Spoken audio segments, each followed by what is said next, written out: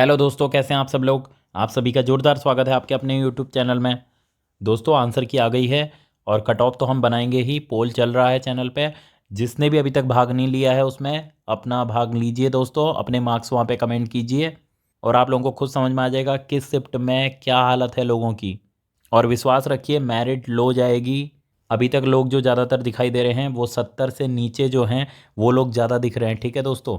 लेकिन अभी बहुत कम लोगों ने यहाँ पर अपने मार्क्स कमेंट किए हैं। मैं सभी से अपील करूंगा कि आप लोग अपने मार्क्स कमेंट करिए और आप लोगों के पहचान में जितने भी लोग हैं उनको वीडियो का लिंक चाहे आप शेयर करो और उनसे कहो कि एक बार यहाँ पे अपने मार्क्स कमेंट करें। ओके दोस्तों, तो आगे बढ़ते हैं। जो एक और मेन मुद्दा है उस पर, जो ऑब्जेक्शन क्वेश्चन वाला है। इसमें मैं देख रहा हूँ दोस्तों, जो तीनों सेट हैं, तीनों जो एग्ज़ाम हुए हैं, इनमें बहुत सारे क्वेश्चन जो हैं वो ऑब्जेक्शन के लायक हैं। और कुछ क्वेश्चन तो ऐसे हैं दोस्तों जिनमें बिल्कुल प्योरली जिनमें नंबर मिलेंगे, आप लोग निश्चिंत रहें, पक्का मिलेंगे। लेकिन आपको ऑब्जेक्शन लगाना होगा, आयोग तभी इसके नंबर बढ़ाएगा। एग्जाम्पल के लिए मैं अभी जो 5 तारीख को शाम की शिफ्ट थी उसकी बात करता हूँ, ठीक है दोस्तों। बाकी क्वेश्चन आप यहाँ पे बताना, जल्दी से आज ही इस पे बात करिए और आज ही हो सके तो आज कल में ऑब्जेक्शन लगा दो। मैं आपको बताऊँगा कैसे लगाना है, क्या करना है। तो चलिए मैं बताता हूँ, जो 5 तारीख को जो शिफ्ट का एग्ज़ाम हुआ था उसमें कौन कौन से क्वेश्चन हैं जिनमें ऑब्जेक्शन लगाना चाहिए।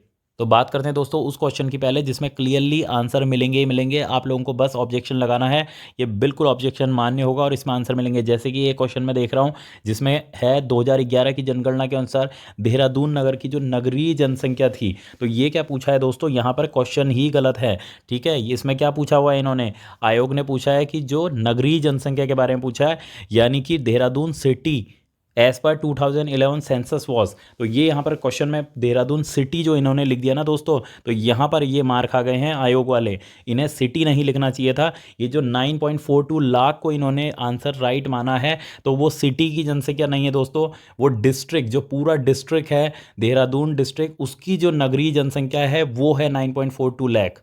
तो इस क्वेश्चन में दोस्तों जिसने भी उपयुक्त में से कोई नहीं, नन ऑफ द अबव लगाया होगा उसको 1 मार्क्स मिल जाएगा, ठीक है।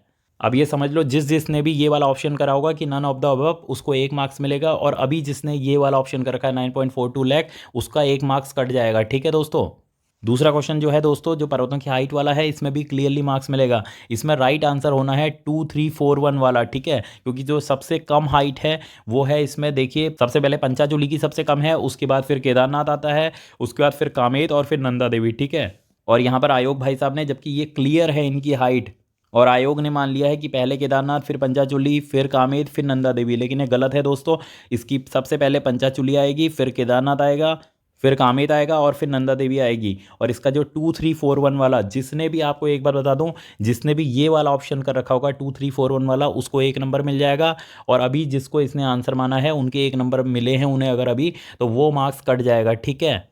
एक क्वेश्चन और है दोस्तों जिसमें मेरे को लगता है कि इसमें भी ऑब्जेक्शन बिल्कुल मान्य होगा। इसमें जो इन्होंने पूछा है कि 1 जनवरी 1942 को, ठीक है, 1 जनवरी 1942 को संयुक्त राष्ट्र संघ ने घोषणा पत्र पर हस्ताक्षर करने वाले देशों की संख्या कितनी थी। तो ये जो सदस्यों की संख्या इन्होंने 51 मानी है ना दोस्तों, ये गलत है, ठीक है। आप लोग अच्छे से जो यूनाइटेड नेशन है उसका हिस्ट्री पढ़िएगा, वो कैसे हुआ था, क्या हुआ था, कब हुआ था। तो उसमें आपको पता चलेगा कि जो 51 सदस्यों ने करा था, ये 1945 में करा था, ठीक है। और इन्होंने 1942 में मान लिया है 1 जनवरी 1942 को 51 सदस्य, जबकि मेरे ख्याल से अगर करीबन 20-21 सदस्यों ने तब ये करा था।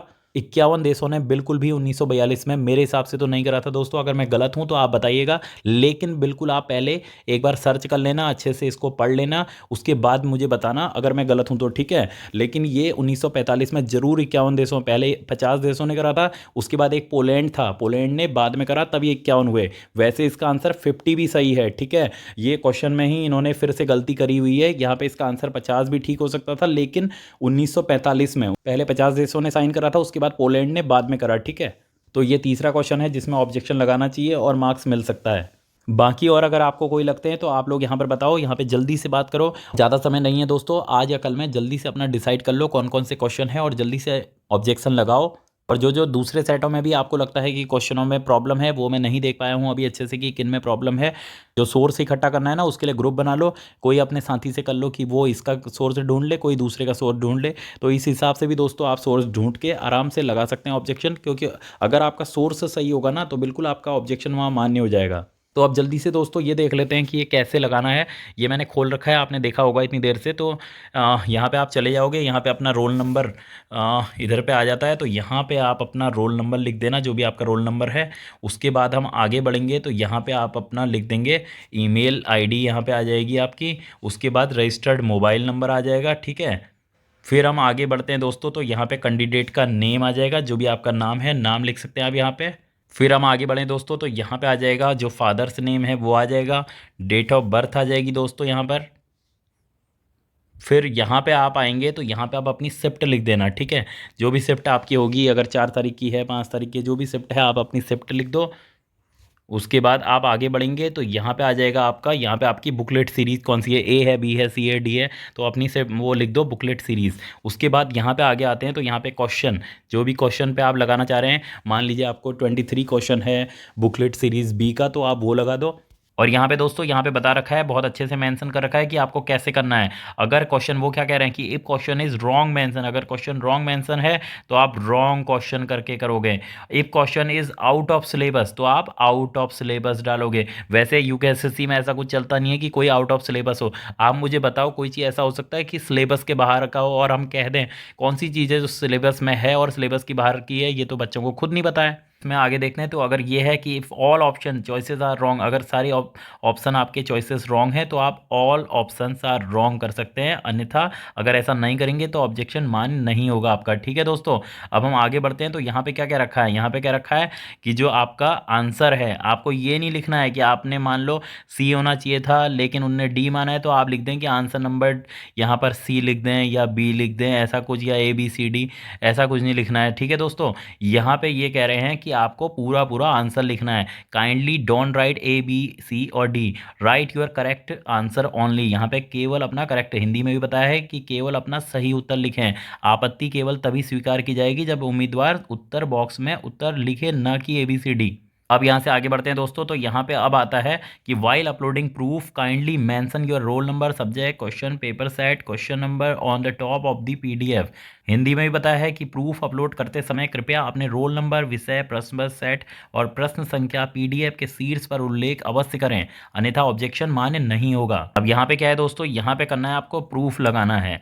ये आ गया सबसे मेन मुद्दा जो है ना, यही है upload proof regarding concern question. तो यहाँ पे आपको क्या करना है, जो भी आपका समझ लीजिए जो भी आपने ढूंढा है उसका आपको प्रूफ यहाँ पे देना है, उसके बाद सबमिट कर देना है, बस हो गया। आपका जो ऑब्जेक्शन है वो लग जाएगा और यूकेएसएससी के पास पहुँच जाएगा। अब बात आती है कि आप प्रूफ कैसे लगाओ।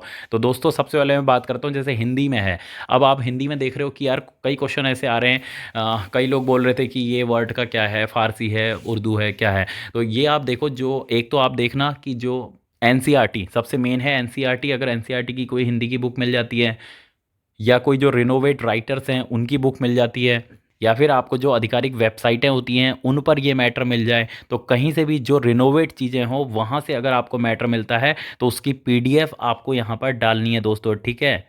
तो उसकी PDF बना लीजिए। कई चीज़ें ऐसी होती है जिनकी PDF बनानी होती है, PDF बना के यहाँ पे अपलोड कर दो। जैसे अब मेन बात आती है उत्तराखंड की, क्योंकि उत्तराखंड का तो खुद का कुछ पुराना ऐसा इतिहास लिखित रूप में और मान्य रूप में नहीं है।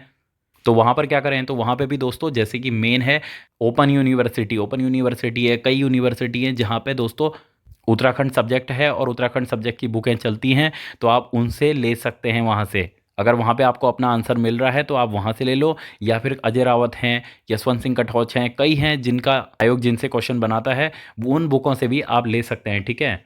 चाहो तो अगर आपको क्वेश्चन में लगता है कि पक्का यकीन है कि इसका ये होना चाहिए और 2-3 बुक में आपको मिल जाता है, तो आप उन सभी का छोटा छोटा पार्ट लेते हुए उसकी PDF बना लीजिए और PDF आयोग को भेज दो।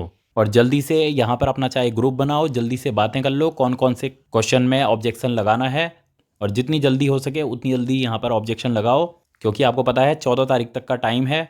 और जो भी नए साथी चैनल पे होंगे, चैनल सब्सक्राइब जरूर कर लीजिएगा, और जिसने भी अभी तक पोल में भाग नहीं लिया होगा आप लोग भाग लो। और जो आपके साथी हैं जिन्होंने पोल में पार्टिसिपेट नहीं किया है, चाहें तो आप उनको वीडियो का जो लिंक है वो शेयर करें, लेकिन उनसे कहें कि एक बार अपने मार्क्स यहाँ पर ज़रूर कमेंट करें वीडियो पे, जिससे आप लोगों को भी बहुत आसानी होगी कट ऑफ जानने में, और जब हम कट ऑफ बनाएंगे तो हमें भी बहुत आसानी होगी एक सही अनुपात की मेरिट आप सभी के सामने लाने के लिए। ओके दोस्तों, जो भी नए साथी होंगे जुड़ जाइएगा चैनल से। मिलेंगे नेक्स्ट वीडियो में। कोई भी कन्फ्यूजन हो आप मुझसे पूछिए। सभी को मेरी शुभकामनाएं हैं। धन्यवाद दोस्तों।